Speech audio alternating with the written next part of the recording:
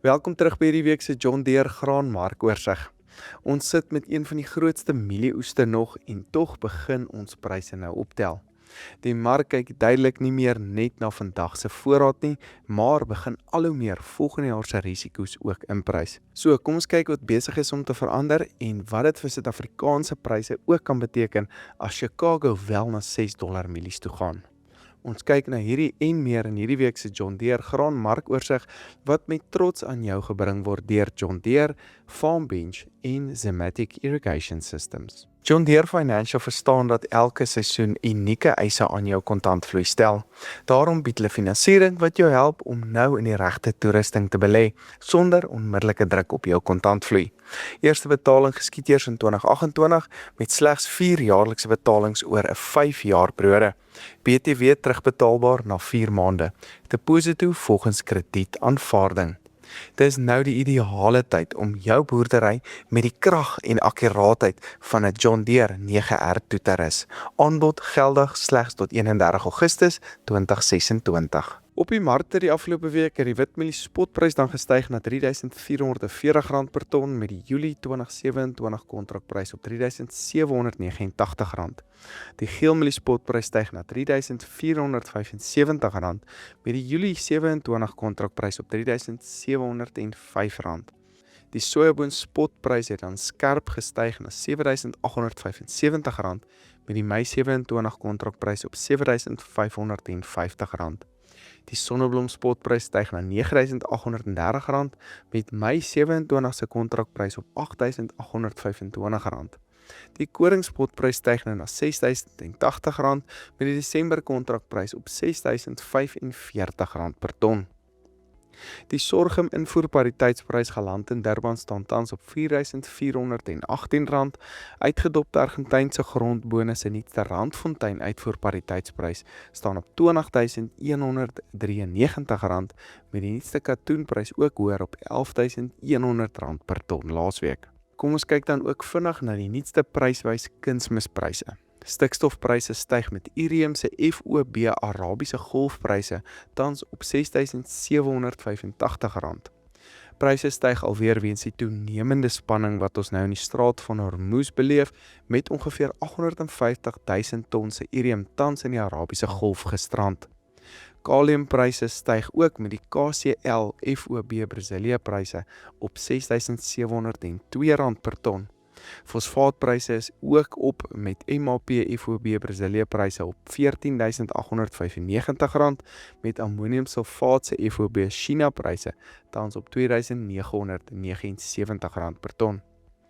Daar is baie druk op vraag tans en kere dat pryse nie nog skerper opgaan nie, maar die onsekerheid rondom aanbod is net te veel op die oomblik. Onthou, hierdie is nie pryse in Suid-Afrika nie met baie kostes waaraan nog moet bykom as dit wel ingevoer word.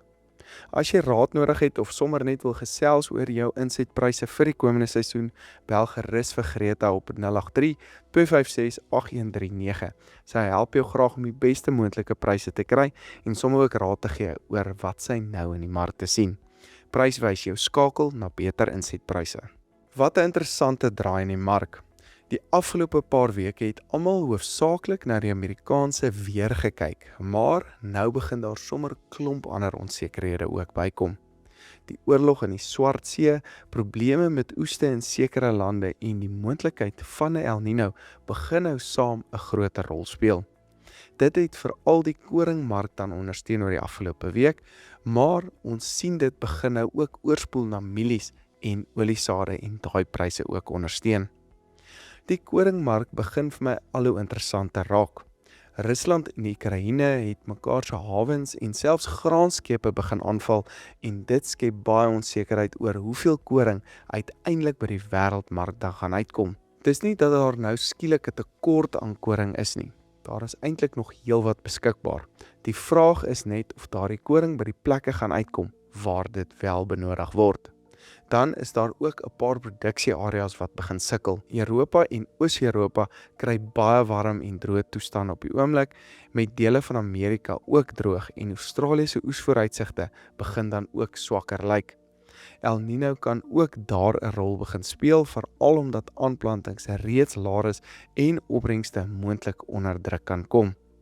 Nie een van hierdie goed gaan dan op sy eie noodwendig genoeg wees om die mark baie hoër te jaag nie, maar as jy dit als saam met die oorlog natuurlik sit, begin dit nou 'n behoorlike premie in die mark inbou.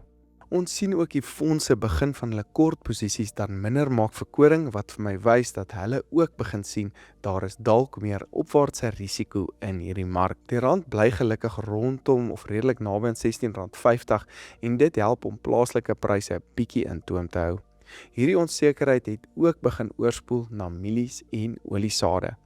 Die snaakse ding met mielies is dat die Amerikaanse oes eintlik nog goed vorder en goed lyk. In meeste areas word wel reën verwag, die produksietoestande bly goed en die oes vorder oor die algemeen baie mooi. As ons net na Amerika kyk, behoort die pryse dan eintlik laer te wees, maar die mark begin al hoe meer na volgende seisoen ook kyk. Daar hoef nie baie verkeerd te loop voordat wêreldvoorraad weer baie knap gaan raak vir mielies nie, veral met die sterk vraag wat ons reeds na mielies dan gesien het. So die oorlog in Iran en in die Swartsee areas, oliepryse wat weer styg en die moontlikheid van 'n sterk El Niño begin nou reeds tekorte vir volgende jaar dan ook inprys. Moontlike laer aanplantings met hoër kunsmispryse is ook dan 'n probleem. Ek dink dis produsente moet dalk hierdie onverwagte ondersteuning in die mark te gebruik, veral as jy nie stoorplek het nie of produksielenings moet aflos. Ek het ook die week 'n video gekyk waar Amerikaanse ontleeders natuurlik praat van $6 mielies in Amerika voor die einde van die jaar. Ek dink die groter risiko lê eerder by Brasilië en dan moontlik China se aanvraag. As Chicago wel na $6 beweeg, kan dit ons uitvoerpariteite opstoot na rondom R3.600 per ton en plaaslike pryse moontlik nader aan R3.900 per ton trek. Indien die plaaslike surplus dan ook verder begin krimp en die mark beweeg weg van uitvoerpariteit na moontlik nader aan 'n invoerpariteitsprys, begin 'n prys nader aan R5.000 en hoër per ton ook moontlik raak. Ek dink ons kan dalk teen Desember se kant in so 'n scenario dan inbeweeg, maar dan moet El Niño wel begin wys dat hy 'n regte probleem vir ons gaan word hierdie jaar. Wit mielies het vir my nog 'n groter opwaartse potensiaal, veral as ons noordelike bure ook deur El Niño getref gaan word. Wit mielies is baie meer afhanklik van vraag uit Afrika lande en verbruik natuurlik in die Afrika lande en daar is nie altyd maklik ander voorraad beskikbaar nie. Hou net in gedagte dat die mark nou reeds El Niño begin inprys. As dit later lyk of die effek kleiner gaan wees as wat almal verwag, kan pryse weer redelik vinnig begin terugsak. So hou dit dalk ook net in gedagte.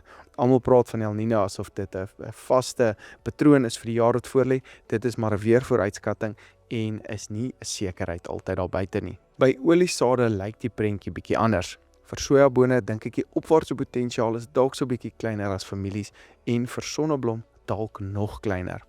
Wêreldvoorraad vlakke vir sojabone is net gemakliker of op 'n gemakliker vlak as mielies en ek dink nie ons gaan so vinnig in 'n groot probleem inloop soos byvoorbeeld soos vir mielies nie. Vir sojabone moet ons nou veral kyk na Augustus se weer in Amerika en hoe hulle oes dan vorder. Baie droomstandighede kan ons dalk weer ondersteuning kry. China se aankope gaan ook baie belangrik bly. Later vanjaar skuif die fokus natuurlik na Brasilië se plantseisoen en hoeveel reën hulle dan gaan kry en hoe hulle oes vorder. Ons moet ook nie die effek van die hoër oliepryse op sojaolie onderskat nie. As biodiesel vraag dan optel, kan dit die hele soja kompleks ondersteun en ek dink dit speel ook 'n groot rol hoekom hierdie pryse so op is die afgelope paar weke. Maar op die oomblik is daar soveel bewegende dele dat dit baie moeilik is om presies te weet hoeveel daarvan reeds in die mark ingeprys is. Vir sonneblom moet ons veral dophou hoeveel plaaslik aangeplant gaan word einde van die jaar. As produsente 'n baie droë seisoen verwag, kan sonneblom aanplantings moontlik baie meer wees. Dit kan later weer druk op pryse plaas, so hou dit dalk 'n gedagte. Die verhoogde onsekerheid het wel die fondse terug na die mark gebring en ons sien hulle lang posisies in mielies en sojabone, sojaolie, sojameel het dan weer begin optel. Vir ou seisoen voel dit vir my na 'n goeie geleentheid om hierdie opwaartse rally of hierdie opwaartse beweging van pryse te gebruik.